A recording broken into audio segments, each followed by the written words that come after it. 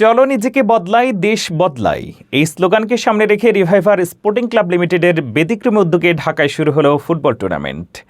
ঢাকা উত্তর সিটি কর্পোরেশনের 64টি ফুটবল ক্লাবকে নিয়ে আয়োজিত ফুটবল টুর্নামেন্টটি 20 জুন শুক্রবার সকাল 7টায় বনানী টিএনটি কলোনি মাঠে বর্ণাঢ্য উদ্বোধনের মাধ্যমে শুরু হয়েছে।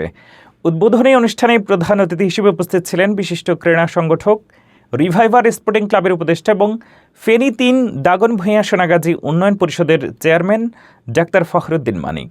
সাথে ছিলেন বাংলাদেশ জাতীয় ফুটবল দলের সাবেক অধিনায়ক শেখ আসলাম। বিশেষ অতিথি হিসেবে উপস্থিত ছিলেন কুমিল্লা 10 লালমাই লাঙ্গলকোট সদর দক্ষিণ উন্নয়ন পরিষদের চেয়ারম্যান মোহাম্মদ ইয়াসিন আরাফাত, সমাজসেবক মোল্লা মোহাম্মদ নাজিমউদ্দিন, ঢাকা 11 আসনের সংসদ সদস্য প্রার্থী অ্যাডভোকেট মোহাম্মদ আতিকুর রহমান এবং ঢাকা 17 আসনের সংসদ সদস্য প্রার্থী বিশিষ্ট চিকিৎসক ডাক্তার এস.এম. খালিদুজ্জামান। ক্লাবের সভাপতি ডাক্তার মোহাম্মদ মঈনুদ্দিনের সভাপতিত্বে এবং আয়োজক কমিটির আহ্বায়ক ও ক্লাব সহ-সভাপতি নাসির উদ্দিন খান সজলের পরিচালনায় উদ্বোধনী অনুষ্ঠান সফলভাবে সম্পন্ন হয়। অনুষ্ঠানে ক্লাব সহ-সভাপতি খান হাবিব মুস্তফা, ক্লাব সেক্রেটারি হাসানুল বান্না চপল, যুগ্ম সাধারণ সম্পাদক এস.এম. আরাফাত হোসেন, সাংগঠনিক সম্পাদক ইসমাইল হোসেন, কোষাধ্যক্ষ আবু তোরাব পান্না, আইন সম্পাদক অ্যাডভোকেট কবির হোসেন প্রমুখ উপস্থিত ছিলেন।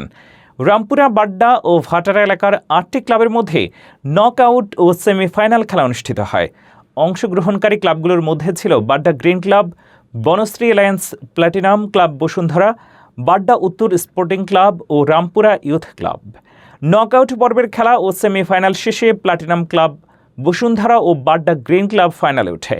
আগত সকল মেহমান এই টুর্নামেন্টে তরুণ, কিশোর ও যুব ফুটবল প্রতিভাদের তুলে ধরার একটি যুগান্তকারী উদ্যোগ হিসেবে বিবেচিত হবে, যা ভবিষ্যতে দেশের ফুটবল উন্নয়নে গুরুত্বপূর্ণ ভূমিকা রাখবে বলে আশাবাদ ব্যক্ত করেন।